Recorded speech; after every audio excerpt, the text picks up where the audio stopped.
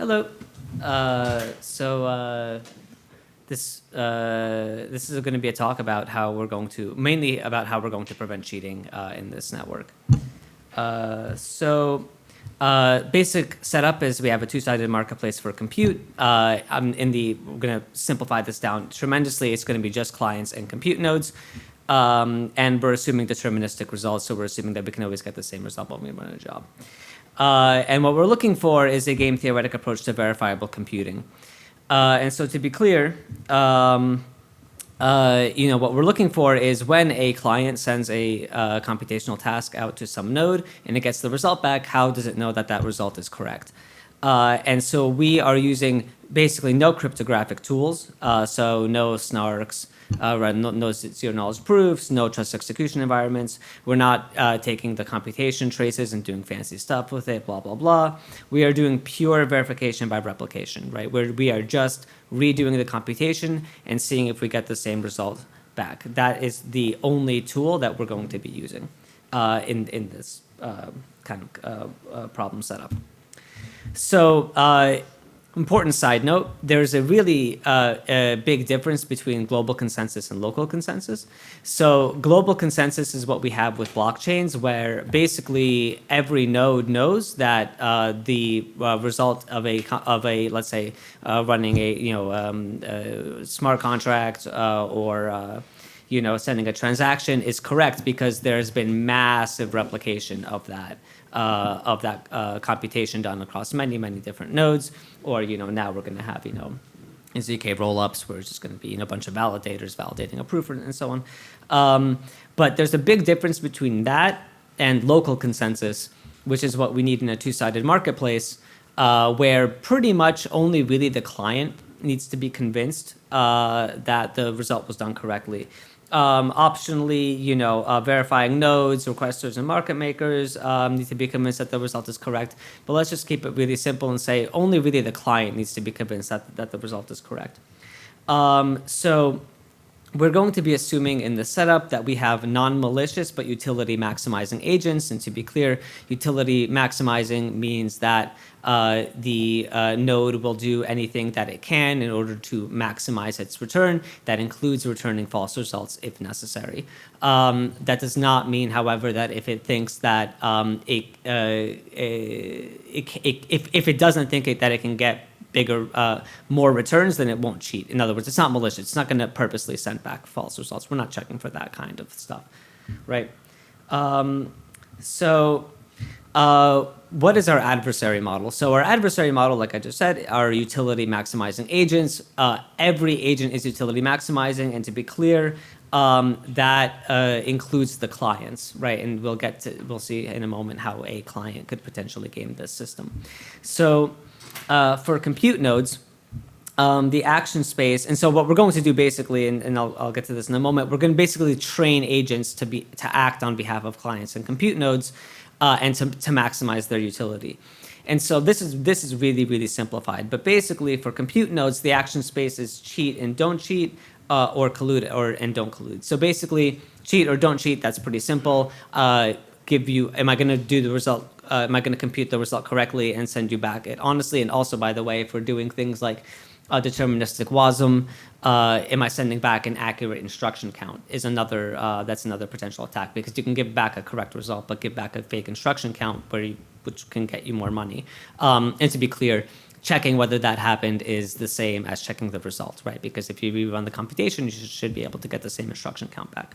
And so it's either give you back a true result or fake result. Pretty simple.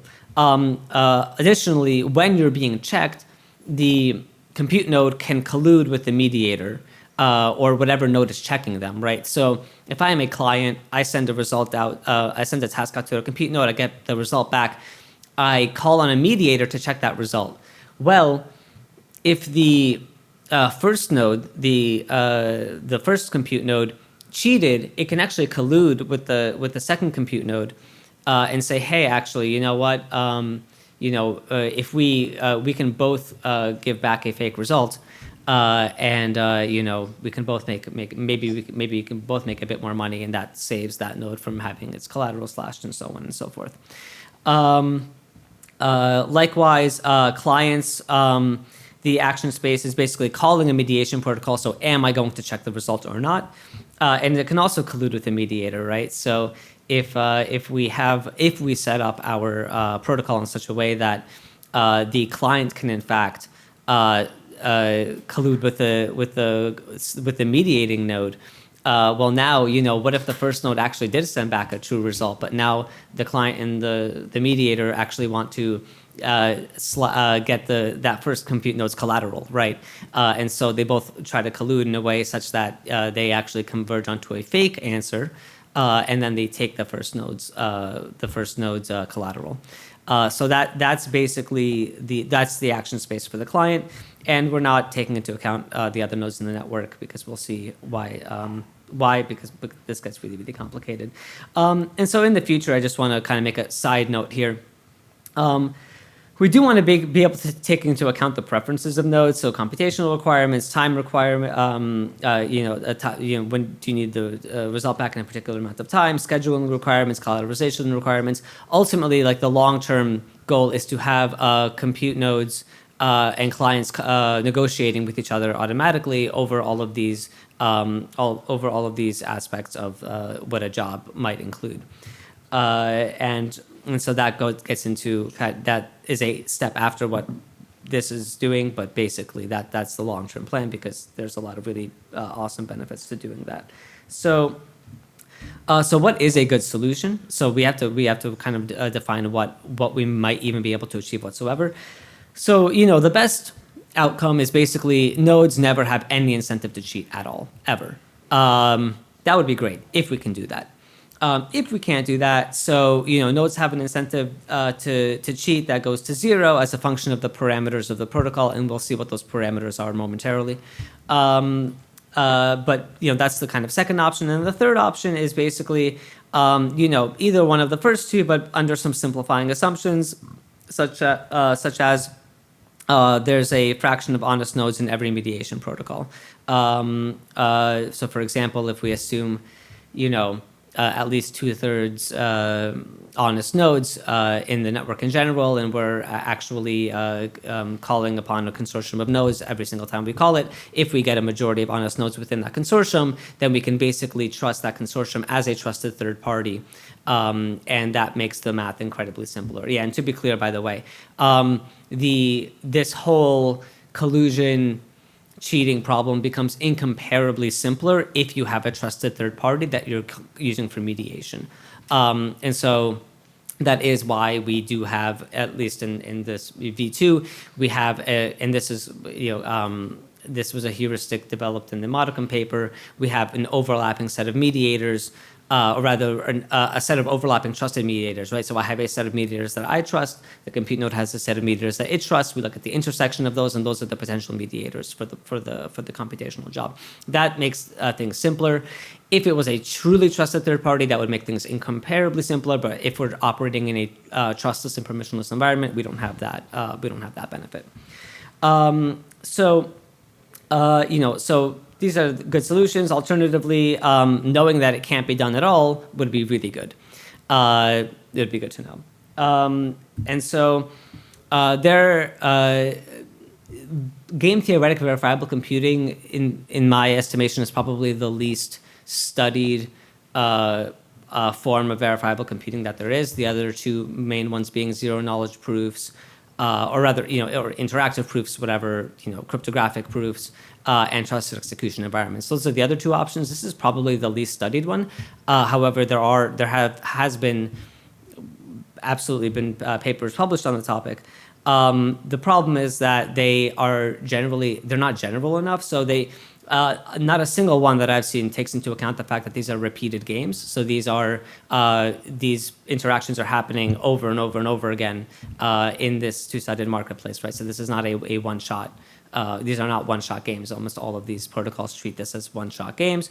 Most of them don't have client attacks, like the one I just described. Those that do, so for example, Modicum, which was the paper that we based V1 off of, their client attack was a client sending a non-deterministic task to a node, so that when a mediator checks it, it gets a different result, and they had effectively trusted mediators in their setup.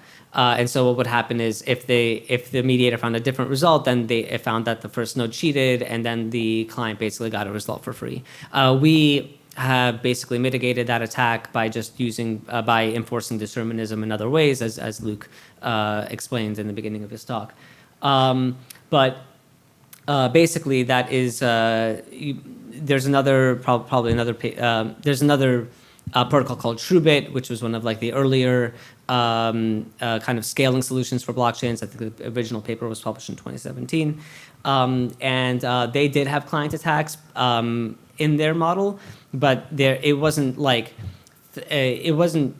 really rigorous, their analysis. They made a lot of plausible claims, but they weren't really proven either. And the client attack model was different from the one that I just described as well. So basically, most of the prior protocols, do not have a thorough elucidation of what a client attack would look like. And then generalized collusion and all the nodes are utility maximizing. No paper that I've read, and it could be there are some that I've missed, but none of them take into account the situation where all nodes are utility maximizing, and every node, and we're just taking no protocol basically takes into account the absolute worst case scenario, which is basically at the core of this verifiable computing problem.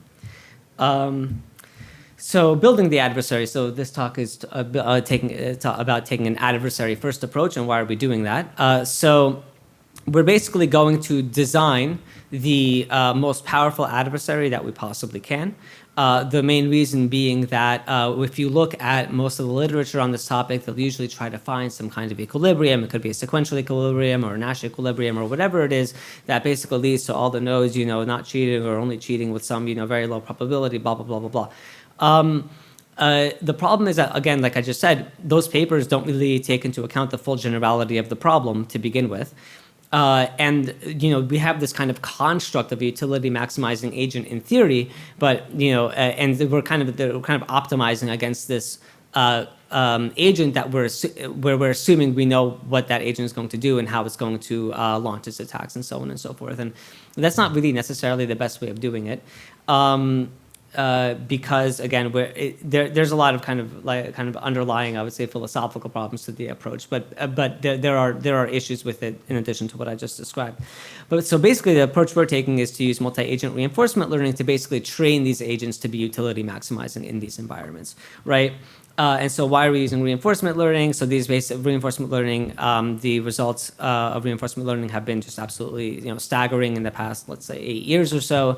After the kind of the first paper that came out in 2015, like about beating the Atari games using a couple of innovations that they came up with, and then it's exploded from there, right? We just have they beat humans at Go, being humans at poker, et cetera, et cetera. So the results have been just absolutely staggering, and so what we're going to do is design the absolute strongest adversary that we possibly can, and then optimize against that. Right, so rather than imagining this adversary and then trying to derive, Nash equilibrium or so on and so forth, we're actually just going to build this adversary and then try to beat it, basically. So we're really trying to get a worst case attacker on all fronts first, and then try to see what we can do there. And so anything that works in theory should also work in simulation, right? So that's another really kind of critical point to make. Coming up with theorems and proofs. The reason these other papers did it is because they were looking at they were looking at slices of the problem under certain assumptions, right? Once you start relaxing those assumptions, trying to come up with analytics closed form solutions like Nash equilibrium or other equilibrium, it just becomes way too complicated. It's way too difficult. So basically on that front, the digital twin has already been constructed, and the implementing the reinforcement learning agents is ongoing right now.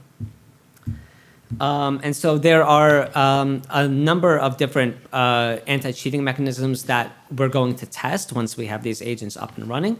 So some of these are stemming from prior approaches to the problem. Some of them there's a few innovations here and there. But basically, the idea is that we're going to be making no assumptions about what works and what doesn't, right? So we're just going to try to take like a scientific approach to the problem. We're not assuming anything in particular is going to work. We're trying to be unbiased and just say, okay, what may or may not work in this environment. So there's different mediation protocols. The most obvious one to check, and it's on our roadmap, is to have a consortium of mediators check the results. Now, the question is, in an environment where every node is utility maximizing, can all of the nodes in the consortium just start colluding with each other? That's a real possibility. That's a real threat. And so, can we prevent that? And by the way, some of these protocols can be, combined with each other. Kinds and compute nodes choose the mediators at the trust. That's already part of our V2 right now. So prediction markets and staking behind nodes. Can you have nodes stake behind other nodes and then lose their collateral if the node that they're staking behind was found to have been cheating? Taxes and jackpots. This is an idea taken from TrueBit, which was that 2017 paper I mentioned. And basically the way that works is that you put a tax on every single job. The taxes go into a jackpot, and then that jackpot is awarded to nodes that find other nodes to have been cheated.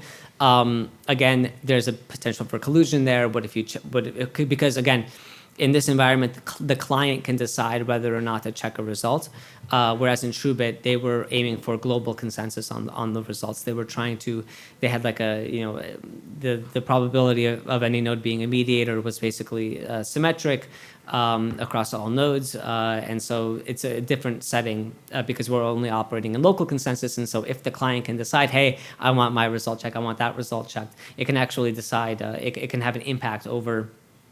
The node, the result, and potentially the node that's being checked, and now it can try to collude and try to split that jackpot, right? Reputation. Over time, as you get checked, how many jobs have you done? How many of them how many of them were checked? How many of them of those that were checked? How many of them were checked? Were resulted in the compute node being honest? That is another. That's kind of just an automatic metric that comes out of this on-chain data. As you're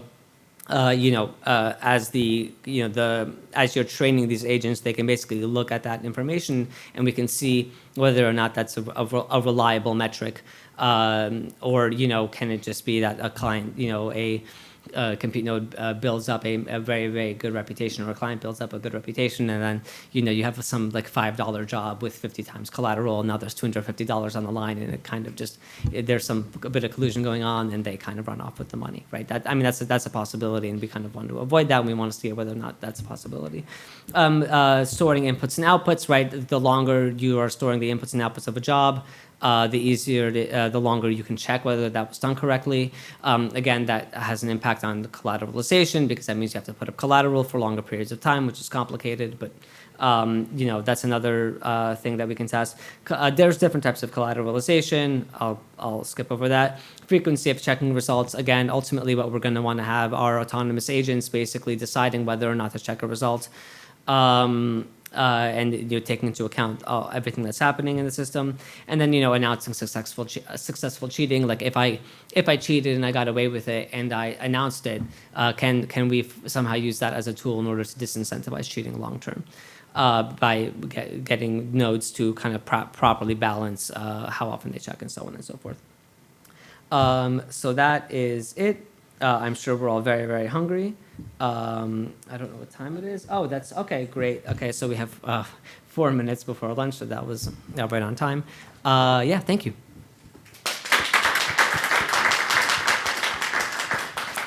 Great. Any questions?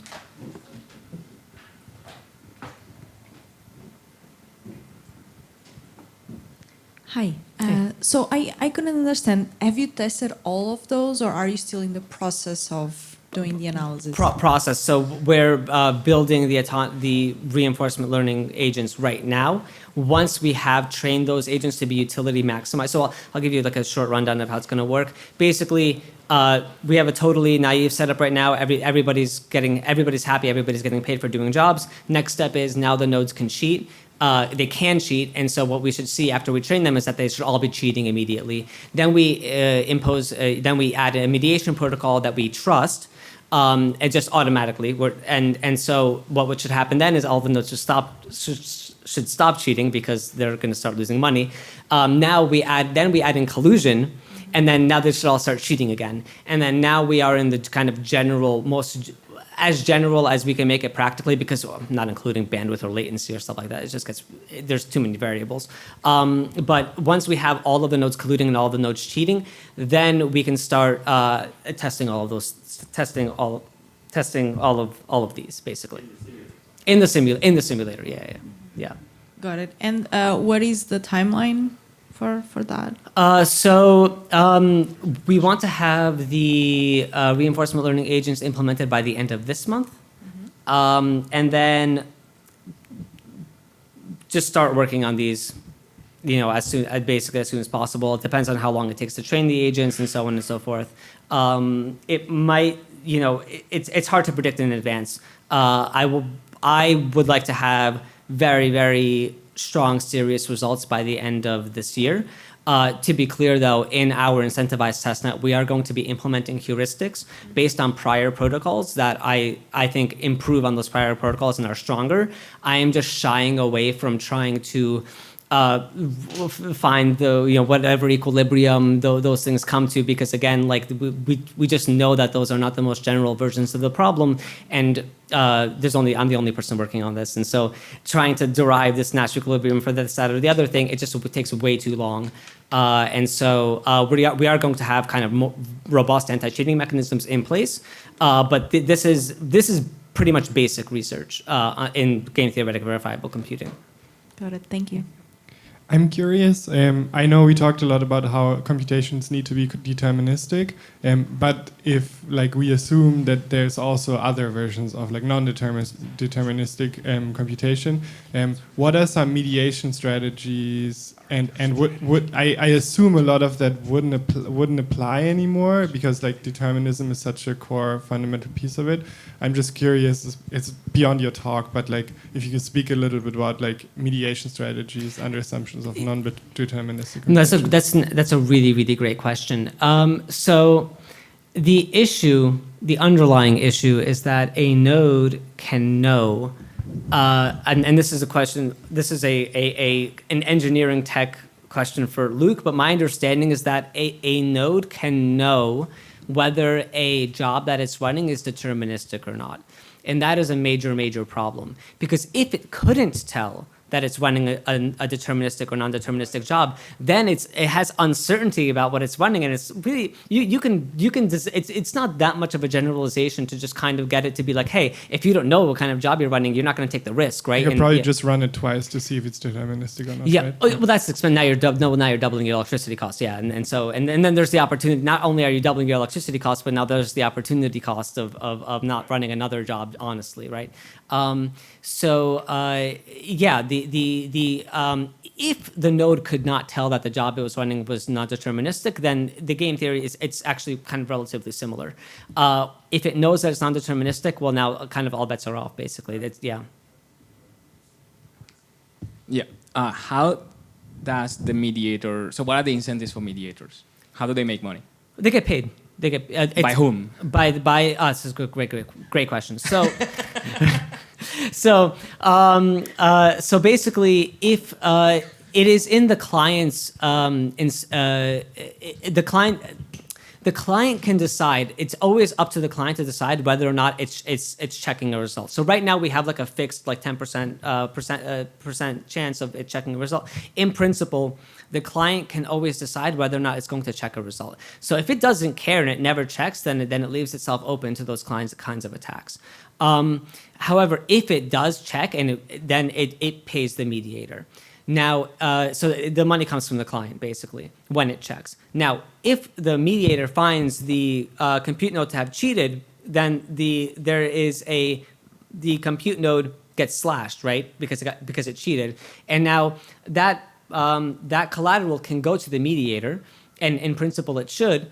That being said, because of all of this really complicated combination of game theory and collusion, the kind of idea of ideally what we would have is a situation where you basically have a bunch of money going into a black box, and then that black box pays out accordingly to the allocation which minimizes the probability of collusion or dishonesty on the part of any party. Does that make sense? So basically, you want to have a bunch of money going into a black box and be able to pay out that money arbitrarily to all of the nodes involved, maybe even nodes that weren't involved in the mediation process. Maybe you want to spread it out across nodes randomly across the network. We have, really, this is why I'm saying, trying to take a scientific approach. I'm not making any assumptions about what might work and what might not. We could find some really weird things end up working.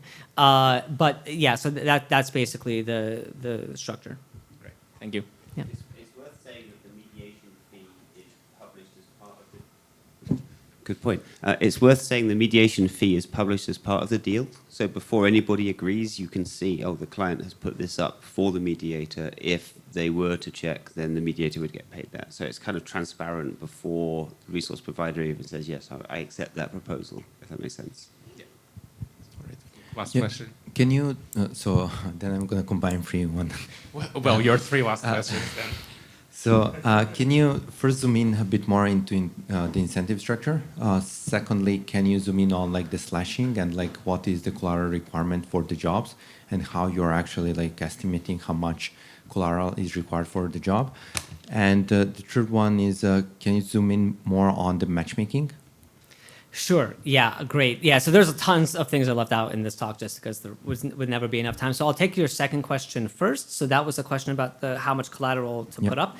It's a great question. So every other paper that I've read on the topic basically assumes that the amount of collateral needs to be known in advance, which is really difficult for arbitrary computation. It's a lot easier for things like for deterministic computations like stable diffusion or whatever, because if we know that stable diffusion job costs 10 cents and we want to put up 50 times collateral, well, now we know exactly how much money we want to put up. So it's actually relatively easy when you have a fixed price module.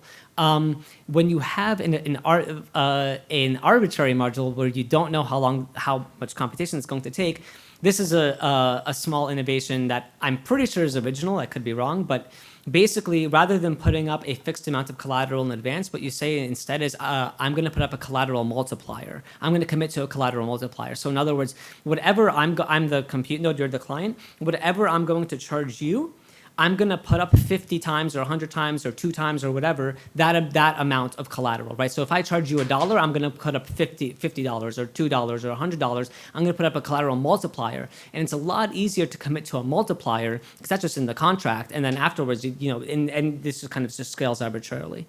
Does that answer that question? Yep. Okay. What was your third question? Should we do the first one first? What was the first one? Yeah. This is negotiation. Oh, yeah, it was market making. Oh no, so the third one was about market making. So that's a really, really, really good question.